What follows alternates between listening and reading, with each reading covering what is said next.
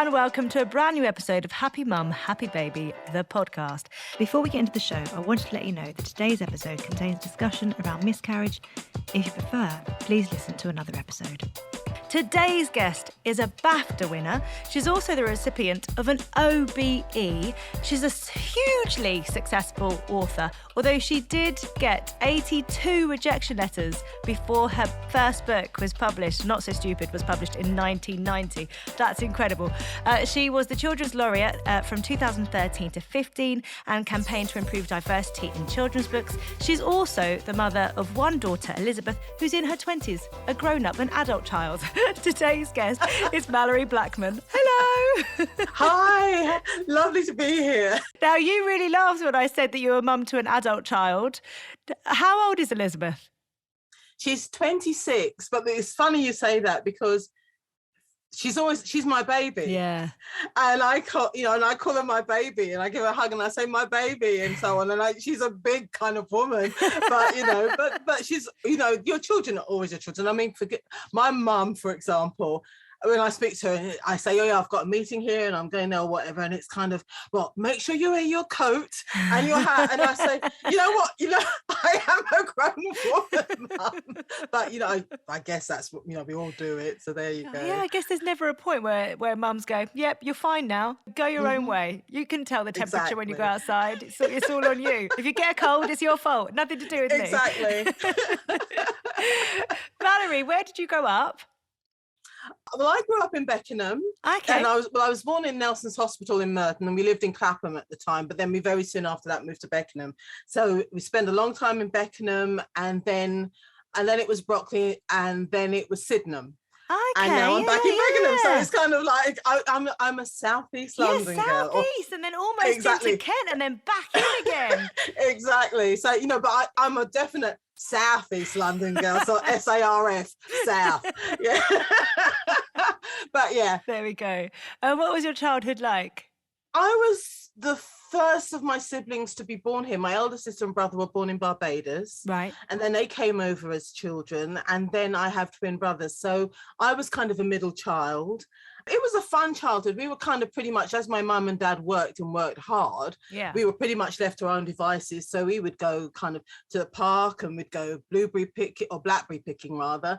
And it was fun. It was, the thing I remember most, I think, is just trips to my local library. Yeah. And I love the library. That was my home away from home. Yeah. And I remember the first time going there and thinking, oh my gosh, all these books, and I can just take them out for free. And that was such a revelation. So I guess I was always a daydreamer. Yeah. I always had too much imagination. I was always getting told off for that at school. Laurie, stop daydreaming. But, I kind of lived in my head a lot. Yeah. And I kind of felt like a bit of a misfit because the things I was into, my friends maybe were not. Yeah.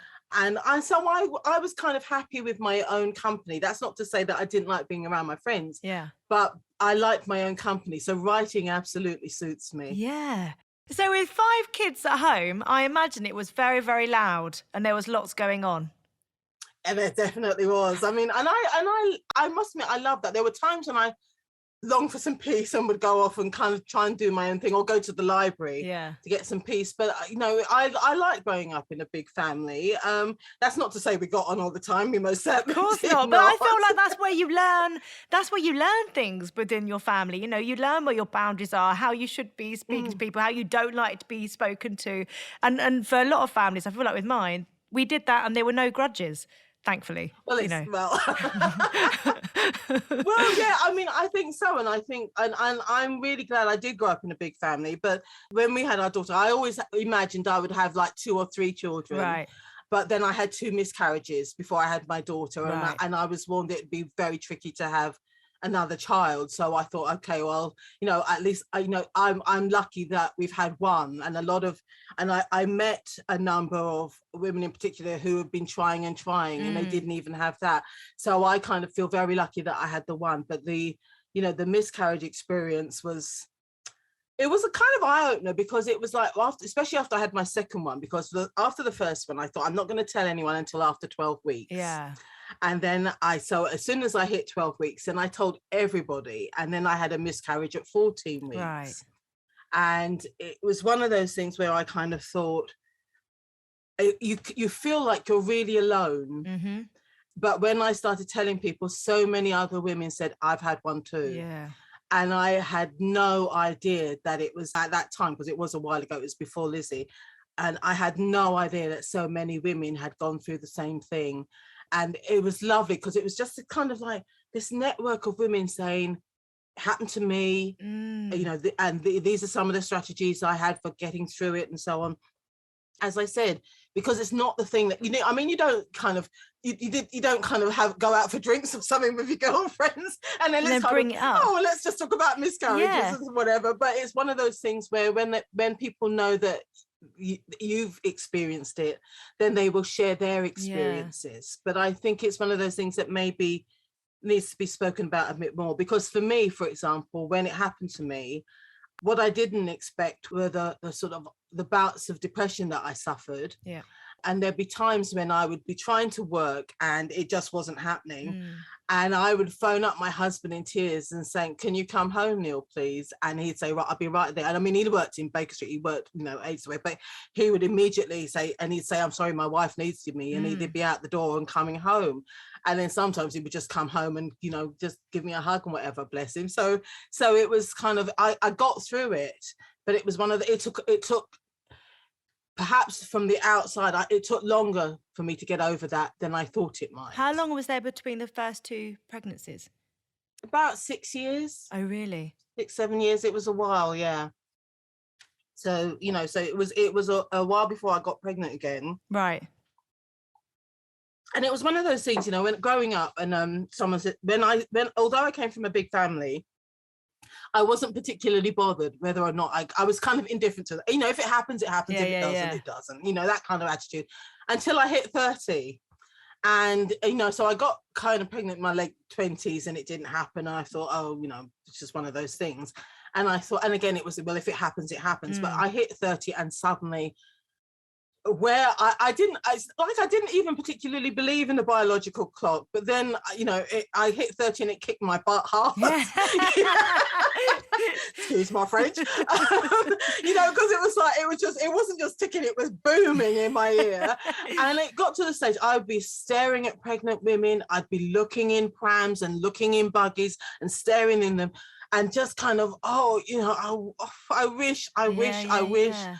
And so, you know, so when I got pregnant the second time and I was just so euphoric and telling people, and then I had my miscarriage, I was absolutely devastated. Yeah. It's that thing, isn't it? So when people say don't say anything until 12 weeks because, you know, you want to make sure in the safer part of your pregnancy, even that part of it, you should be able to tell people so that if anything happens, you can reach out to people. Because what was it like the second time going through it? And having people know, I guess part of it is you'd have had to say, actually, this has happened. So you're kind of having to say that you've had a miscarriage. Whereas first time around, you would have been going through it silently, I would imagine, because people didn't even know you were pregnant. Exactly.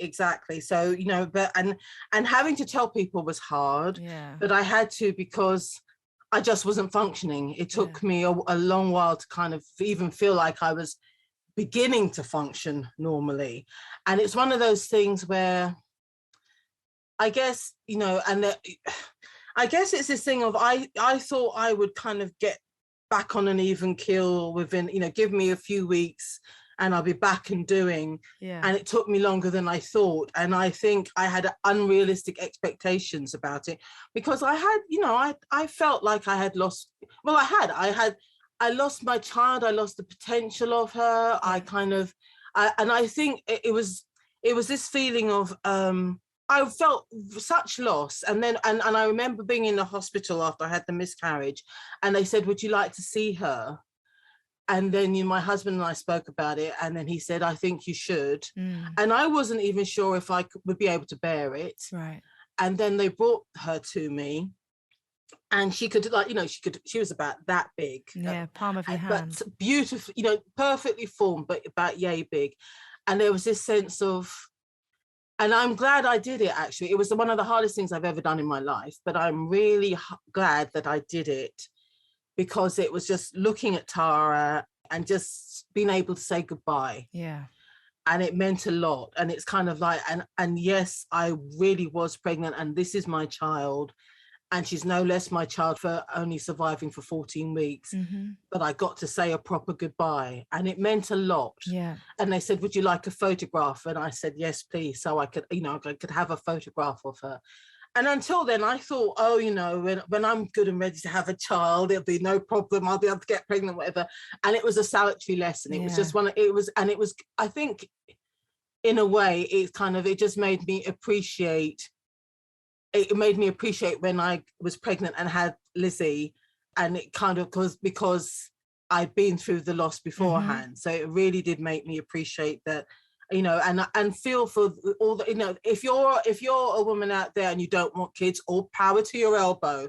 And if you're a woman out there and you're trying to have kids and finding it difficult, or you've been told you can't have any, again, I feel for you. But it's one of those things, it just makes me appreciate my daughter. Yeah. And it also, I think it means that I kind of really feel it when you have the stories on the news and stuff of children being abused. It really gets to me. Yeah, it's one of those strange things. Would I go back if I could and have Tara? I was thinking about that, but I think I could only have ever had one child. Right. So if I had Tara, I wouldn't have Lizzie. And I can't imagine my life without Lizzie. Yeah. So it's one of those things where I think, you know what? Okay, it is what it is. It happened, but I have my daughter, and I can't imagine my life without her. So maybe I would not go back and change it, even if I could. Yeah. It's always difficult going into a pregnancy after you've had any sort of loss, whether that's a miscarriage or baby loss, because I feel like the innocence of it goes. Suddenly, all the different things that could happen, the magnitude of it really sits heavily. Yes, indeed. I think I certainly found that, because when I was pregnant the third time, I didn't tell people for longer. How long did you wait that time? About 4 months, about 16 weeks. Yeah. But I think, and just when I was beginning to show is when I told people. But it was one of those things, I didn't feel I actually settled into it and began to enjoy it until I was like 6-7 months pregnant. Mm-hmm. But as you said, it was kind of one of these things where at the back of my mind was always the thought of,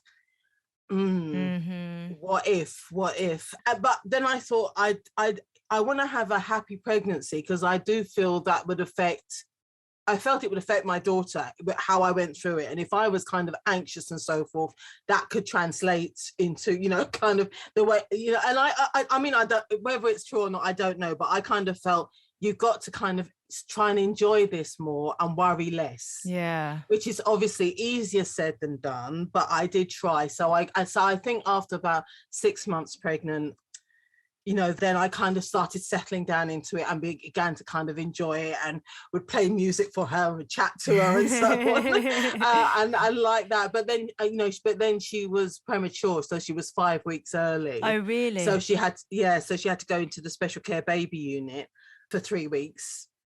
And so I lived at the hospital for 3 weeks, and which was kind of pretty miserable, but at least kind of, and then I got to take her home and so on. But that said, it's fine. And I mean, and even 5 weeks early, she was 7 pounds 7 ounces. So I kind of, I know. So I thought, you know what, actually maybe it's just right. But my hubby was like, he was 9 pounds or something when he was born. Right, okay. And my mother-in-law said she was 12 pounds or whatever. Oh my gosh. Malorie, thank goodness she was 5 weeks early. Don't they gain like half a pound every week? Exactly. At that stage they do. So I thought, you know what, maybe it was just as well. But, Can you remember where you were when you went into labour?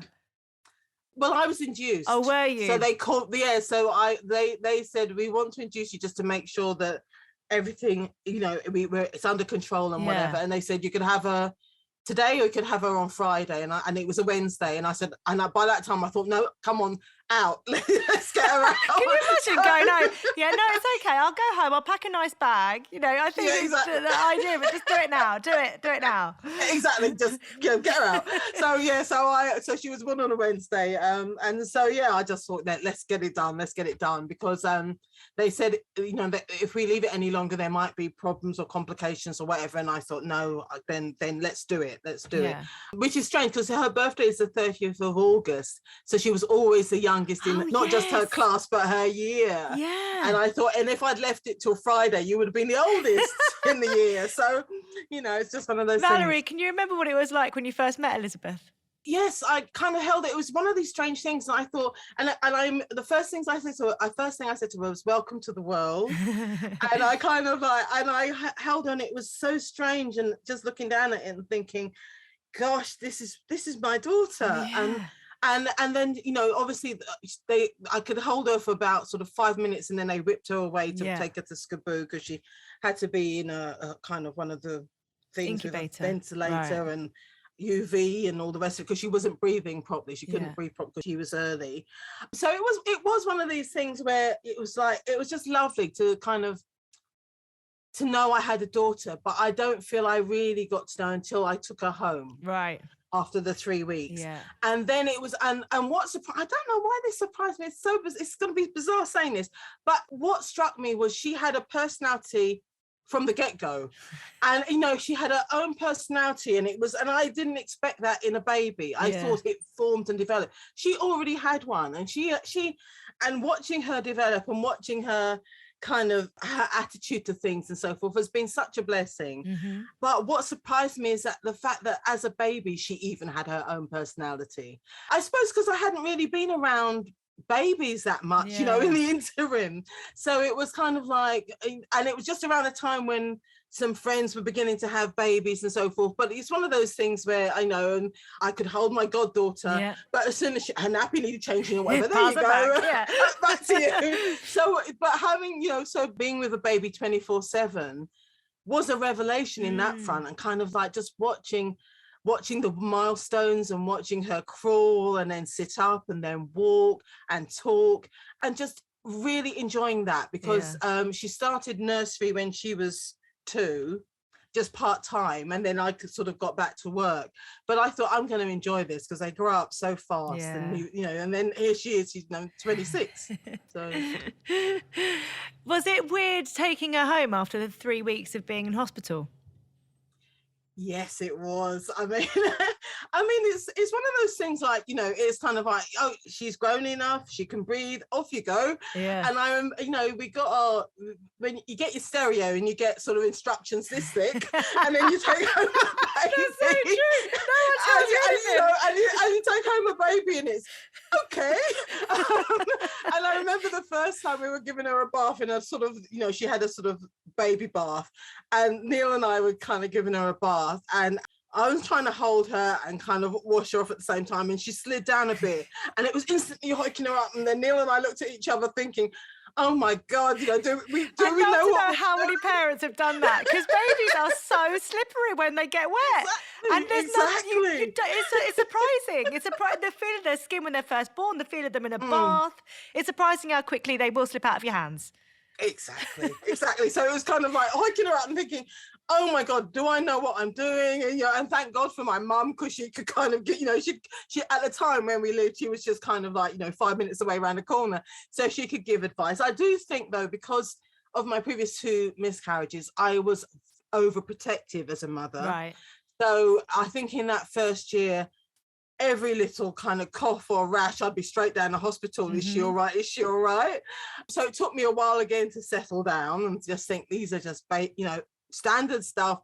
You know, get some baby Piriton or some Calpol or whatever. The other pain relief does exist for children. But, you know, it took me a while to just calm down. It seems to me that parenthood is a series of letting go. And it is this thing of, there are stages of, like, for example, I used to do her hair when she was very young. And then she got to the age where it was, I can do it. Thank you, Mum. I can do it myself.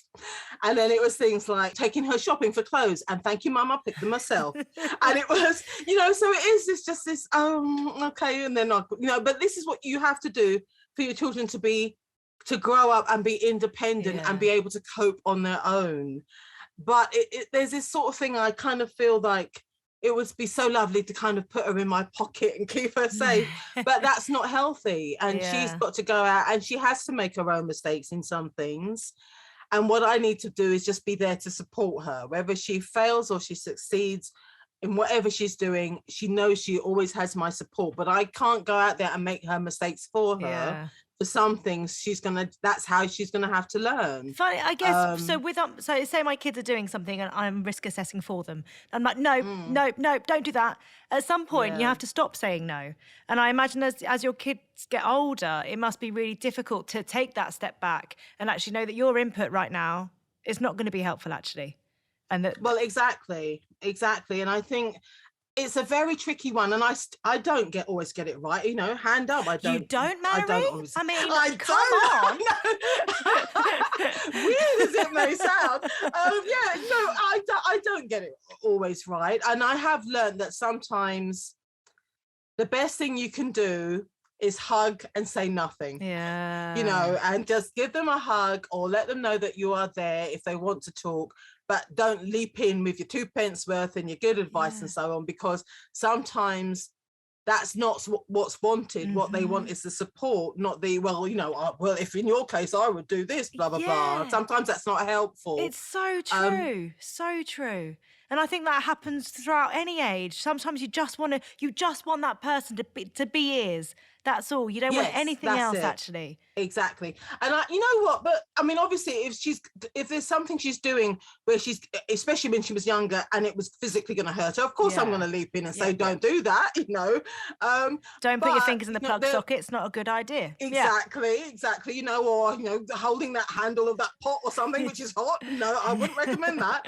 But that said, when they have friends and you're kind of feeling or they have in relationships and you're feeling you have to sometimes you just have to let them get on with it.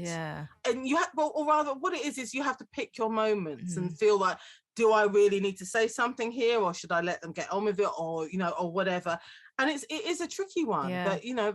But I kind of, what I suppose my thing would be, I said this to Lizzie when she was very young. And I said to her, you know what, Liz, I'm not going to get everything right, but I want you to know that I've always acted for the best of reasons and with good intentions. So I'm not going to get everything right. I say that now, but I just want you to know that I've always acted in your best interests. What's been the trickiest stage so far in motherhood? Oh, the teen years. Really? Definitely the teen years. When they're kind of in junior school, kind of up to like 11, 12, I'd say for most things you can sort it for them, or you can give them advice, which they 9 times out of 10 would follow. When they're teens, well, certainly my experience has been, it's very tricky because suddenly you're just their parent. And they're kind of listening to their friends, and what the friends say has more weight than perhaps you as a parent. And the teen years are tricky. I mean, it is this thing of you're kind of trying to find out who you are, your place in the world. And, for some teens, it can be, I know for me, for example, I was a horrible teen. Oh my God, my poor mum. And I was, some of the things I said to her and some of the things I did. And, and we, at one point, were not getting on well at all. And I remember I was at school and we were having a PE lesson, and I used to love to climb up to the top of the wall bars and jump down, right from the top to the bottom. And I used to love jumping down the full flight of stairs and stuff. But this one time, I used to love doing that. But anyway, so the one time I was on the wall bars and I jumped down, and I don't think I bent my knees enough. So the shot just went straight up my back. And I thought, oh, what's that? And I walked home, and this was when we lived like 2.5 miles away from school. So I was walking home and I thought, something's wrong. I don't feel right. Yeah. And then I got home and the next morning I couldn't move. So my mum called the doctor out when in the days when I used to do house calls. Yeah. And the doctor came out and he said, you severely sprained your back. I told him what I did. And he said, you're going to be laid up for like 2-3 weeks. And then he gave my mum some kind of cream and she had to rub it into my legs every day. So, and the thing is, in that 2 weeks, we started really talking to each other and having a proper conversations and she would tell me about her life growing up, and I began to open up to her about things that were going on with me. And we became really close in that time. So I look back and think, thank God that happened. Yeah. Because if it didn't, I'm not sure how my mum and I what our relationship would be like now. But also, I think the hard thing, I think, is for teens is the fact that they've got all these new emotions and hormones and stuff going through them and that they're experiencing. And I think there is something about being home, that there is this almost comfort, that being able to just know that you're fully accepted and hopefully, and just being able to let the barrier down. Do you know what I mean? Yes, and just exactly. being, so if you feel grumpy, be a bloody grump. You know, you can snap. You know, your mum loves, you know, you let it all out. And I think that's really hard as a mum then. Like same as you, if I think back to my snappiness with my mum, I'm still snappy with my mum. I can be a right cow, you know, and I think but then afterwards, I guess growing up now, you're kind of like, I'm aware that I've done that. I wish I hadn't have done that, you know, but I think there is almost a strange comfort as a parent, knowing that your teenagers, they're doing it because it's part of their development and because they feel safe with you. Yeah, exactly. I mean, and the thing is as well, because with Liz, even now when she's kind of like, if we have an argument or if she just snaps at me, I kind of think, okay, not going to say anything. Just, you know, she's obviously something's going on here. Sure, she's in a mood or whatever. Let her get through it. And she will always come afterwards and say, I'm sorry, Mum. Yeah. I'm just sorry I snapped at you or whatever. And I think it is this thing of, as a parent, my thing was always if I've done something wrong or said something or, you know, or if I've got something wrong, I would always apologize to her. And this attitude of, well, it's a child, I don't need to apologize. I don't need to say sorry. I don't need to let them know that I get things wrong. I think is so much nonsense and dangerous nonsense. And so I think what it does is it teaches children that adults do get things wrong too, but you have to own it. You have to own your own mistakes. You have to be responsible for your own actions. And if you do get things wrong, say sorry and kind of mean it. And so my thing has always been to do that. And now and I'm glad that, you know, she's the same way, so that if she knows she's in the wrong, she will say sorry. And I think it is this thing of, you know, it's very easy to tell children to do as I say, not do as I do, but I think they learn by example. And and for example, that's why I made the decision before she was even born. I would never ever smack my child because I don't understand this thing of it's wrong to hit people. Smack.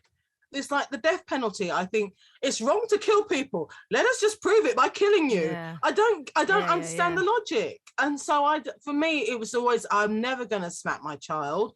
I think if I have to smack her, then I failed. What it is, but I'm going to sit her down and say, I find your behavior unacceptable. And I remember one time we were shopping in Sainsbury's and there was this kid having a tantrum because he wanted some sweets or some biscuits or whatever. And in the end, his mum said, okay, then just for a quiet life, and gave him a packet of sweets. So my hubby and I were kind of just doing our shopping and putting the shopping in the trolley. And I saw Lizzie clocking this boy.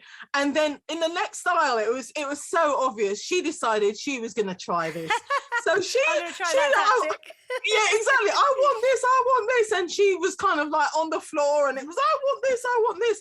So Neil and I stepped over her and carried on doing our shopping. I mean, we stayed in the same aisle, but I thought she's going to learn toot sweet that does not work with us. So it was kind of Neil and I carried on chatting or whatever, keeping a weather eye on her, but I thought I'm not even going to acknowledge that kind of behavior. And after about kind of 3 minutes, it was like, okay, this isn't working. You know, and she went and never tried it again. So so it is this thing of, you know, children learning from other children, but they also learn from how you react to them and kind of what you say to them and so forth. And my thing has always been, if there's something that you're doing that upsets me, I'm going to talk to you about it. And if there's something I'm doing that upsets you, then you must talk to me about it. let's talk about this rather than bottle things or, handle things in a more destructive way. And so I think it was really important for me to kind of have, I had plans for how I would treat my child if I ever became a mum. And some of them I've had to adapt, but there were certain things that were like, I was never going to smack them, that I stuck to. And there were certain things like allowing them to express themselves. And, I, being a child of immigrants who came here for a better life, the emphasis is very much on education. Get a good education, then you can do anything. And it was this thing my dad was telling me, that you have to work twice as hard to get half as far, but you need to kind of just do that. And so for me, it was this thing of education. And that's why there is this emphasis of, be a doctor, be a lawyer, get a secure job, whatever. And my first full-time job rather, was as a computer programmer. Right. When I told my mum I was going to give that up to become a writer, or try and be a writer, she thought I'd lost my mind. And it was kind of, oh my God, you're going to. And when I told her, Mum, I've given up my job, I'm going to try being a writer for a year. And she was like, oh my God, you gave up a good job and you've got your company car and you're giving that up. And I said, yeah, because I really, really want to be a writer. And it took her a while to kind of get on board with that. And now it's so wonderful because she's one of my biggest fans and she reads all my books. But when my daughter, she got her English degree. And after her degree, she said, you know what, Mum? She said, I want to be an actress. I want to try and be an actress. So she's now at drama school. But I thought, well, I said to her, I'm the last person to tell you must go into a safe, have a safe career. But I said, you did it the right way, I think, because kind of have your English degree so you can then, if it doesn't happen, you can use your English degree for something. Yeah. But I said, just be aware that it's a really tough profession you're trying to get into. But I'm not going to turn around and say, don't go for it. My thing, as always, I don't mind. I want to be on my deathbed. My thing was when I was trying to be a writer, I thought, I don't want to be on my deathbed thinking, I wish I had tried. Yeah. I don't mind. I'd rather try and fail than not try at all. Mm-hmm.